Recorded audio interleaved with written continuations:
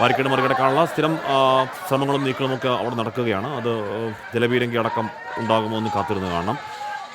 രാഹുൽ മാങ്കൂട്ടത്തിൽ ജാമ്യാപേക്ഷ അടക്കം പരിഗണിക്കാനിരിക്കെ അത്തരത്തിൽ ഏതെങ്കിലും തരത്തിലുള്ള സംഘർഷാവസ്ഥയിലേക്കൊക്കെ ആ മാർച്ച് പ്രവർത്തകർ കൊണ്ടുപോകുമോ എന്നുള്ളത് കാത്തിരുന്ന് കാണാം. എന്തായാലും ബാരിക്കേഡ് തകർക്കാൻ ശ്രമമുണ്ട്, പോലീസിനെതിരെ പ്രകോപനമുണ്ട്. ഇത് യൂത്ത് കോൺഗ്രസ് ജില്ലാ കമ്മിറ്റിയുടെ നേതൃത്വത്തിലാണ് സെക്രട്ടേറിയറ്റിലേക്കുള്ള പ്രതിഷേധ മാർച്ച്. ഷാഫി പറമ്പിൽ MLA ആണ് ഉദ്ഘാടനം ചെയ്തത്. രാഷ്ട്രീയ സമരത്തിൽ പങ്കെടുത്തതിൻ്റെ പേരിൽ യൂത്ത് കോൺഗ്രസിൻ്റെ നേതാവിൻ്റെ വീട് വളഞ്ഞത് സർക്കാർ നാടകമാണ് എന്ന് ഷാഫി പറമ്പിൽ പറയുകയാണ്. രാഹുൽ എന്താ കൊടും ഭീകരനാണോ എന്ന് ചോദിക്കുന്ന ഷാഫി പറമ്പിൽ മാധ്യമങ്ങളോട് സംസാരിക്കാൻ അനുവദിക്കാതെ ഷർട്ടിന് പിടിച്ച് കോളറിന് പിടിച്ച് തള്ളി എന്നൊക്കെ ഇന്നലത്തെ സംഭവങ്ങൾ ഓർത്ത് ഷാഫി പറമ്പിൽ പറയുകയാണ്. സമരവീര്യത്തെ കെടുത്താനുള്ള പോലീസിൻ്റെ ഓമനിക്കലും താലോലിക്കലും വിട്ട് വളർന്നവരല്ല ഞങ്ങൾ എന്നും ഷാഫി പറമ്പിൽ പറയുന്നു. ഷഫീദ് റാവുത്തർ ചേരുന്നു. ഷഫീദ്, പതിയെ അത് സംഘർഷാവസ്ഥയിലേക്ക് നീങ്ങുന്നുണ്ടോ യൂത്ത് കോൺഗ്രസിൻ്റെ ജില്ലാ കമ്മിറ്റിയുടെ സമരം? ഷഫീദ്.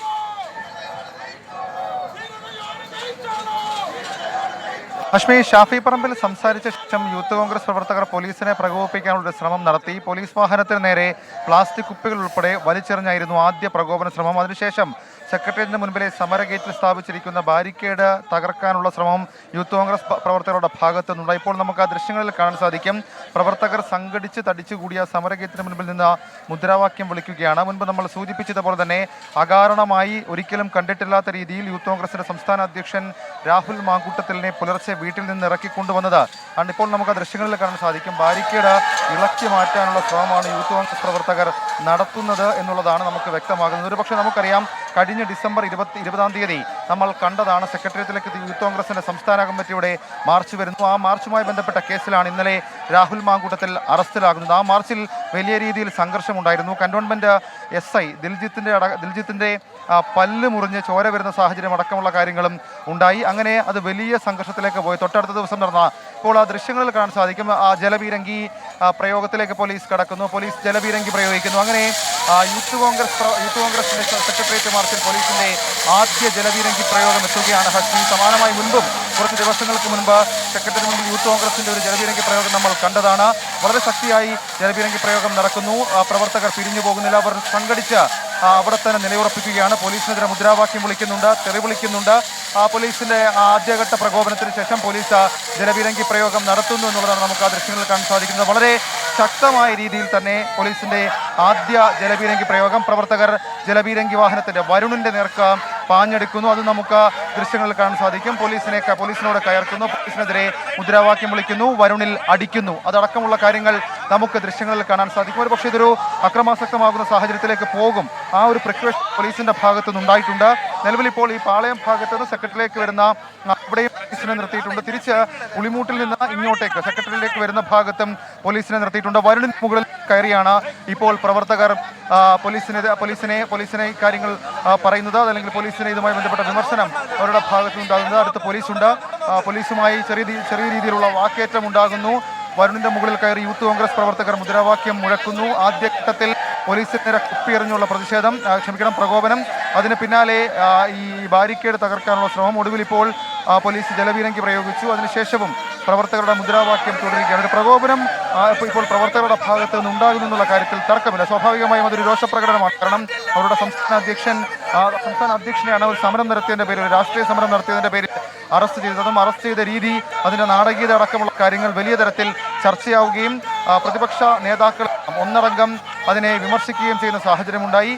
ഈ യൂത്ത് കോൺഗ്രസ് ദേശീയ അധ്യക്ഷൻ തന്നെ അക്കാര്യത്തിൽ പറഞ്ഞു, ഇതിന് എതിരെയുള്ള അവരുടെ സമരരീതി മുഖ്യമന്ത്രിക്കെതിരെ അടക്കം ഉണ്ടാകും എന്നുള്ളൊരു സൂചന കൂടി നൽകുന്നു. വീണ്ടും പ്രവർത്തകർ ബാരിക്കേഡ് തകർക്കാൻ ശ്രമിക്കുകയാണ്. നമ്മൾ കുറച്ച് ദിവസങ്ങൾക്ക് മുൻപ് ഈ നവകേരള സദസ്സുമായി ബന്ധപ്പെട്ട് നടന്ന അക്രമ സംഭവങ്ങൾ, പോലീസിന്റെ ഭാഗത്തു നിന്നുണ്ടായിട്ടുള്ള നരനായിട്ടടക്കമുള്ള കാര്യം കൂടി കാണിച്ചുകൊണ്ട് യൂത്ത് കോൺഗ്രസ് നടത്തിയ സെക്രട്ടേറിയറ്റ് മാർച്ചിൽ വലിയ തരത്തിലുള്ള സംഘർഷമുണ്ടായിരുന്നു. തൊട്ടടുത്ത ദിവസം സംസ്ഥാന പോലീസ് മേധാവിയുടെ അല്ലെങ്കിൽ പോലീസ് ആസ്ഥാനത്തേക്ക് നടത്തിയ മാർച്ചും സംഘർഷത്തിൽ കലാശിച്ചു. അന്ന് KPCC അധ്യക്ഷൻ K. സുധാകരൻ, പ്രതിപക്ഷ നേതാവ് VD സതീശൻ അടക്കമുള്ള ആളുകൾ, MPമാരടക്കം വേദിയിലിരിക്കുമ്പോൾ അതിന് തൊട്ട് അരികിലായി ടിയർ ഗ്യാസ് പൊട്ടുന്നതടക്കം നമ്മൾ ദൃശ്യങ്ങളിൽ കണ്ടതാണ്. ഇപ്പോൾ ഒരു കൂട്ടം പ്രവർത്തകർ ചേർന്നുകൊണ്ട് ഈ സമരഗേറ്റിന് മുൻപിൽ, അതായത് സെക്രട്ടേറിയറ്റിലെ നോർത്ത് ഗേറ്റിൽ സ്ഥാപിച്ചിരിക്കുന്ന ബാരിക്കേഡുകൾ വലിച്ച് മാറ്റാൻ ശ്രമിക്കുകയാണ്. അതാണ് നമ്മൾ ദൃശ്യങ്ങളിൽ കാണാൻ സാധിക്കുന്നത്. ചില ആഹ്വാനങ്ങൾ കൂടി ഇതുമായി ബന്ധപ്പെട്ട ജില്ലാ നേതാക്കൾ നൽകുന്നുണ്ട്. ഒരു പക്ഷേ റോഡ് ഉപരോധമടക്കം അടുത്ത മിനിറ്റിൽ സെക്രട്ടറിന് മുൻപിൽ ഉണ്ടാകും എന്നുള്ളത് പ്രകടനം, വലിയ പ്രതിഷേധം ഇതുമായി ബന്ധപ്പെട്ടുണ്ട്. സംസ്ഥാന വ്യാപക പ്രതിഷേധത്തിനും അതേപോലെ തന്നെ സമരങ്ങൾക്കും ഇതിനോടകം തന്നെ പ്രതിപക്ഷ പാർട്ടിയുടെ നേതാക്കൾ ആഹ്വാനം ചെയ്തിട്ടുണ്ട്.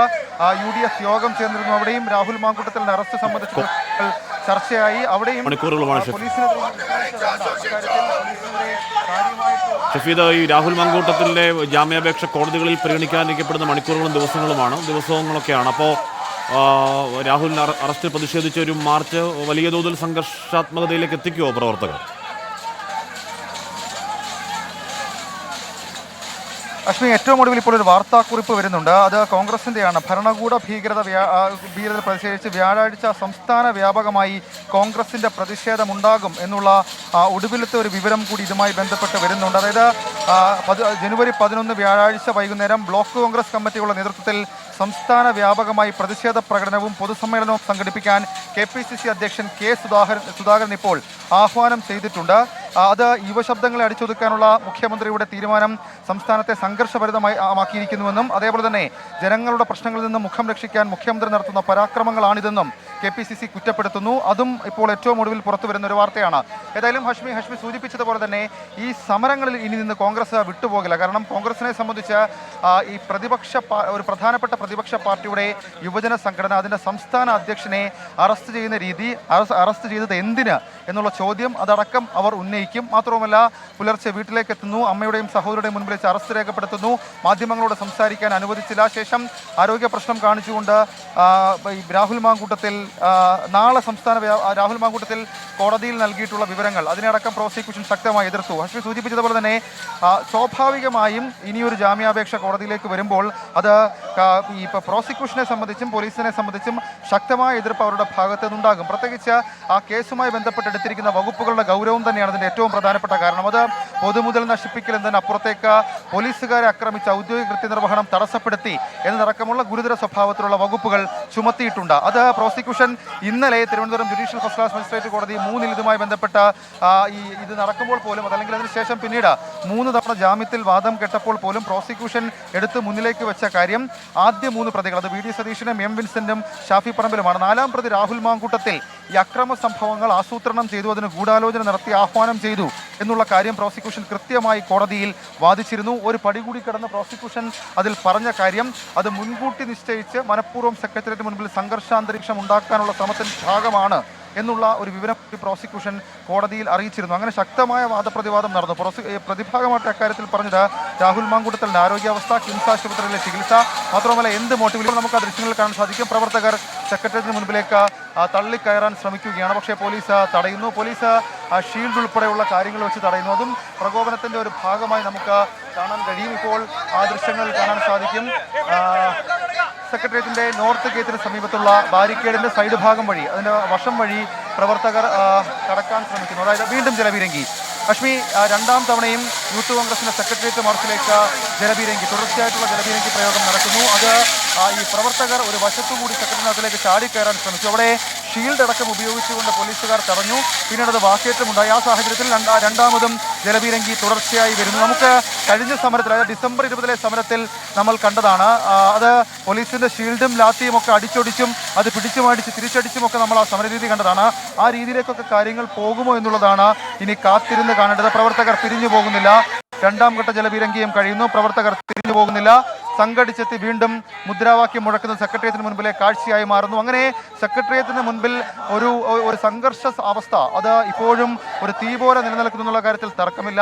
ജലപീരങ്കി നടത്തിയ വരുൺ വാഹനത്തിന് മുൻപിലേക്ക് പ്രവർത്തകർ എത്തുന്നു. നേരത്തെ ആദ്യഘട്ട ജലപീരങ്കി നടത്തിയപ്പോൾ ആ വാഹനത്തിന് മുകളിലേക്ക് അടക്കം കയറി ഈ പ്രവർത്തകർ മുദ്രാവാക്യം വിളിക്കുന്നത് കണ്ടതാണ്. നമ്മളിപ്പോൾ പോലീസുമായി വാക്കേറ്റം, പോലീസുമായി ഒരു പ്രകോപന ശ്രമം, പോലീസുമായി വാക്കേറ്റം നടത്തുന്നു.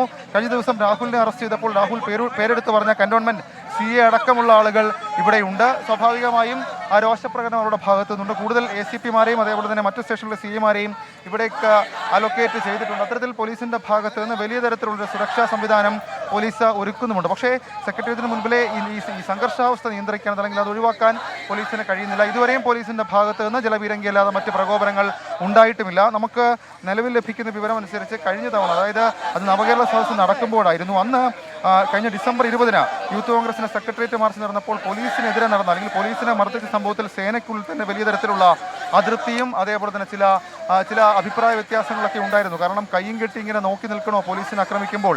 ഷീൽഡും ലാത്തിയും അടക്കം തകർക്കുന്നു, ഒരു പോലീസ് വാഹനം തകർക്കുന്നു. ആ സാഹചര്യത്തിൽ എന്തിന് കയ്യും കെട്ടി നോക്കി നിൽക്കണം എന്നുള്ള ചോദ്യം അടക്കം. ഇതിപ്പോ യൂത്ത് കോൺഗ്രസിന്റെ പ്രതിഷേധം എന്നതിലുപരി നാളെ ഇപ്പോൾ സംസ്ഥാന വ്യാപക പ്രതിഷേധത്തിന് KPCCയുടെ ആഹ്വാനമാണ്. അപ്പോൾ രാഹുൽ മാങ്കൂട്ടത്തിലെ അറസ്റ്റ് ഭരണകൂട ഭീകരത എന്നൊരു രാഷ്ട്രീയ മുദ്രാവാക്യം ഏറ്റെടുത്ത് പ്രതിപക്ഷം സജീവ സമരരംഗത്തേക്ക് ഇറങ്ങുകയാണോ അറസ്റ്റ് മുൻനിർത്തി?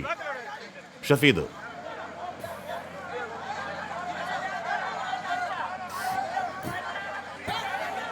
ഉറപ്പായും ഭക്ഷണി, അതായത് രണ്ട് കാര്യങ്ങൾ ഇപ്പോൾ നമുക്കിപ്പോൾ ദൃശ്യങ്ങളിൽ കാണാൻ സാധിക്കും. പോലീസും പ്രവർത്തകരും തമ്മിൽ ഉന്തും തള്ളും നടക്കുന്നു. അതായത് വരുൺ വാഹനത്തിന് മുൻപിൽ നിന്നിരുന്ന പോലീസിനെ ഇപ്പോൾ തള്ളി മാറ്റുന്നു, തിരിച്ച് പോലീസും തള്ളി മാറ്റുന്നുണ്ട്.